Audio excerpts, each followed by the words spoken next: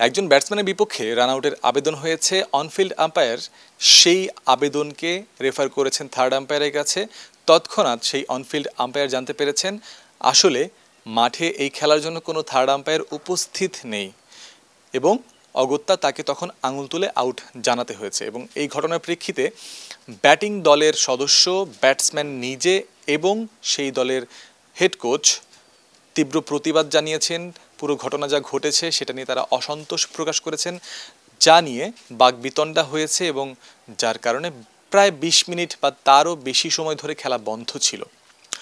বিকেএসপির ৪ নম্বর গ্রাউন্ডে আজকে prime bank বনাম রূপগঞ্জ টাইগার্স ক্রিকেট ক্লাবের মধ্যকার ম্যাচে এই ঘটনাগুলো ঘটেছে। ঘটনার শুরু থেকে যাই। প্রাইম ব্যাংক ক্রিকেট ক্লাবের ক্যাপ্টেন ইরফান শুক্কুর ব্যাটিং করছিলেন, তিনি রান নিতে যান। তখন তার নন স্ট্রাইকিং প্রান্তে তিনি যখন ব্যাট প্লেস করেন ততক্ষণে স্টাম্প ভেঙে যায় এবং বিপক্ষ দলে ক্রিকেটাররা আউটের আবেদন জানান। মাঠে অনফিল্ড আম্পায়ার যিনি ছিলেন, যদি আমি ভুল না করি তার নাম ইশতিয়াক আহমেদ নাদিম, সেই আম্পায়ার তখন তার জানা মতে তখন মাঠে যে আম্পায়ার ছিলেন, যদি আমি ভুল না করি তার নাম ইশতিয়াক আহমেদ নাদিম, তিনি সরাসরি থার্ড আম্পায়ার কিংবা টিভি আম্পায়ারের সিগন্যাল দেখান। তখন তিনি জানতে পারেন এই ম্যাচের জন্য থার্ড আম্পায়ার নেই। তারপরে যে ঘটনাগুলো আসলে শুনেছেন শুরু থেকে সেটা ঘটেছে। কেন ঘটলো, কিভাবে ঘটলো? রূপগঞ্জ টাইগার্সের বিপক্ষে যারা খেলছে প্রাইম ব্যাংক ক্রিকেট ক্লাব, সেই দল সংশ্লিষ্ট সূত্রের সাথে যোগাযোগ করার চেষ্টা করেছিলাম আমরা, তাদের সাথে কথা বলেছি এবং যেটুকু জানতে পেরেছি তাদের অসন্তোষের জায়গাটা হচ্ছে যে ইরফান শুক্কুরকে কিন্তু শেষ পর্যন্ত আউট দিয়ে দেওয়া হয়েছে, সেটা ম্যাচ রেফারির মধ্যস্থতার মাধ্যমে। ম্যাচ রেফারি মাঠের মধ্যে আসেন, ওই ১৫-২০ মিনিট কিংবা তারও বেশি সময় ধরে বাক বিতণ্ডা চলতে থাকে। তবে অনফিল্ড আম্পায়ার পরবর্তীতে যে আঙুল তুলে আউটটা দিয়েছিলেন সেই সিদ্ধান্তই বহাল রাখেন ম্যাচ রেফারি।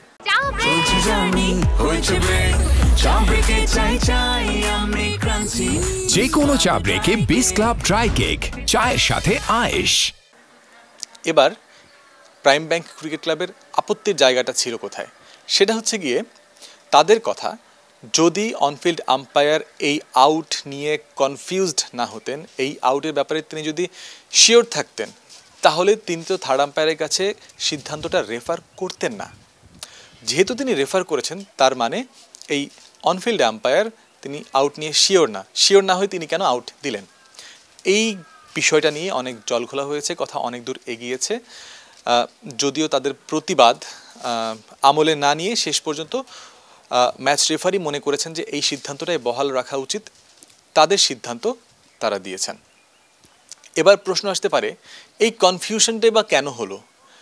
আম্পায়ার মনে করছেন যে থার্ড আম্পায়ার রয়েছে, টিভি আম্পায়ার তিনি উপস্থিত, তিনি সিদ্ধান্ত দেবেন, তার কাছে রেফার করছেন। কিন্তু পরবর্তীতে দেখা গেল যে থার্ড আম্পায়ার অর্থাৎ টিভি আম্পায়ার তিনিই নেই মাঠে উপস্থিত। আসলে এটার বিষয়টা কি? এটা নিয়েও রূপগঞ্জ, দুঃখিত, প্রাইম ব্যাংকের ওই সূত্রের সাথে আমরা যখন কথা বলেছি, তিনি স্পষ্ট করে জানিয়েছেন যে ম্যাচ শুরুর আগে সবাই জানতেন যে এবারের ডিপিএলের সবগুলো ম্যাচে থার্ড আম্পায়ার থাকবে, সেই টেকনিক্যাল সাপোর্ট তাদের কাছে থাকবে, সম্প্রচার যারা করছে তাদের কাছ থেকে প্রোভাইড করা হবে। কিন্তু ম্যাচ শুরুর একেবারে প্রাককালে দেখা গেল যে সেই সাপোর্টটা নেই। থার্ড আম্পায়ারের জন্য যে টিভি বা মনিটর থাকে সেটা এখানে উপস্থিত হয়নি কিংবা তার সংকুলান রয়েছে, যে কারণে এই ম্যাচে থার্ড আম্পায়ার রাখা সম্ভব হচ্ছে না। এই সিদ্ধান্তের কথা ম্যাচ রেফারি নিজে, তিনি নাকি গিয়ে উভয় দলের সদস্যদের কাছে খুব স্পষ্ট করে জানিয়ে দিয়েছেন। অর্থাৎ যে দুই দল মাঠে ক্রিকেট খেলছে তারা জানতো, তাদের কাছে খুব ভালোভাবেই এই ইনফরমেশনটা ছিল যে এই ম্যাচে থার্ড আম্পায়ার থাকবে না। তাহলে প্রশ্ন দাঁড়ায়, দুই দল যদি জানে, যারা খেলছে তারা যদি জানে, তাহলে অনফিল্ড আম্পায়ার যারা কিংবা ম্যাচ অফিসিয়াল যারা, তারা কি জানেন না? তাদের কি জানানো হয়নি? এই প্রশ্নটা যখন প্রাইম ব্যাংকের ওই সূত্রের কাছে জানতে চাওয়া হয়, জিজ্ঞেস করা হয়, তখন খুব একটা সদুত্তর তারা এই সম্পর্কে দিতে পারেননি, কেননা এটা তাদের বিষয় নয়। এই সম্পর্কে ব্রিফ করার কথা, জানানোর কথা ম্যাচ রেফারির, যিনি আসলে ম্যাচ চলাকালীন সেই সম্পর্কে কথা বলার এখতিয়ার রাখেন না। ম্যাচ শেষ হলেই এই বিষয়ে তিনি কথা বলতে পারেন যদি তিনি চান, কিংবা অফিসিয়াল বিবৃতি হোক, একটা ক্ল্যারিফিকেশন হোক, যে কোনো কিছুই ম্যাচের পরে তিনি দিতে পারবেন। তবে এইখানে আসলে বিষয়টা খুব স্পষ্টভাবেই দেখা যায়, বোঝা যায় যে মিসকমিউনিকেশন কিংবা কমিউনিকেশনের ওই গ্যাপটা ছিল, মোটামুটি সবার মধ্যেই ছিল। অন্তত দলগুলোর মধ্যে না থাকলেও ম্যাচ অফিসিয়াল নিজেদের মধ্যে ছিল। কারণ রেফারি একদিকে ক্লিয়ার করেছেন যে থার্ড আম্পায়ার নেই, টিভি বা কিংবা টেকনিক্যাল সাপোর্ট নেই, অন্যদিকে এক ফিল্ড আম্পায়ার তিনি জানেন না এবং না জেনে থার্ড আম্পায়ারের কাছে ডিসিশন রেফার করে দিলেন। মিসকমিউনিকেশন, মিসআন্ডারস্ট্যান্ডিং সব কিছু এখানে হয়ে থাকার কথা। অর্থাৎ খুব স্পষ্টভাবে একেবারে সরল অর্থে যদি বলি, বোঝা যায় যে অনফিল্ডে যারা কাজ করছেন তাদের কাছে হয়তো এই বক্তব্য কিংবা এই ইনফরমেশন ঠিকঠাকভাবে পৌঁছায়নি যে এই ম্যাচে থার্ড আম্পায়ার অনুপস্থিত, কিংবা টেকনিক্যাল যে সাপোর্টটা দরকার থার্ড আম্পায়ারের জন্য, টিভি বলুন কিংবা অন্যান্য সকল কিছু, সেটা নেই। এটা ছিল আজকের ম্যাচের এই অসুন্দর দিকটা, যেটা আসলে যে কারণে ম্যাচ বন্ধ রইল। যদি পরবর্তীতে খেলা শুরু হয়েছে, সেই ইরফান শুক্কুরকে যে আউট দেওয়া হয়েছিল সেই আউট মেনে নিয়েই ডাগ আউটে কিংবা ড্রেসিং রুমে ফিরে যেতে হয়েছে।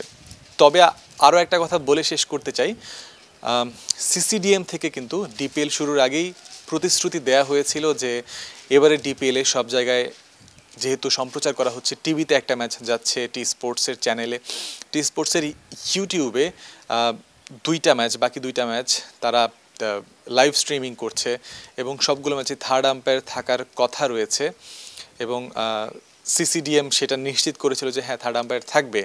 থার্ড আম্পায়ারের কাছে সেই সিদ্ধান্তগুলো যাবে, আম্পায়ার্স কল রিভিউ যেটাকে আসলে তারা বলেছিলেন। তবে সেই কথার প্রতিশ্রুতির বাস্তবতার প্রতিফলন আমরা দেখতে পাইনি। বিপিএলের প্রথম দিনটা এরকম অনেকটা গোজামিল কিংবা মার প্যাঁচের মধ্য দিয়েই গেল। পরবর্তী দিনগুলোতে কি হবে, পরের দিন থেকেই এই সমস্যার সমাধান হবে কিনা, সেটা তো অবশ্যই জানতে পারা যাবে। আপনারাও জানতে পারবেন, আমরা সবাই জানতে পারবো। সেই পর্যন্ত ক্রিক ফ্রেন্সি থেকে আমি জয়ন্ত বিন্দু বিকেএসপি থেকে আপনাদের কাছ থেকে বিদায় নিচ্ছি।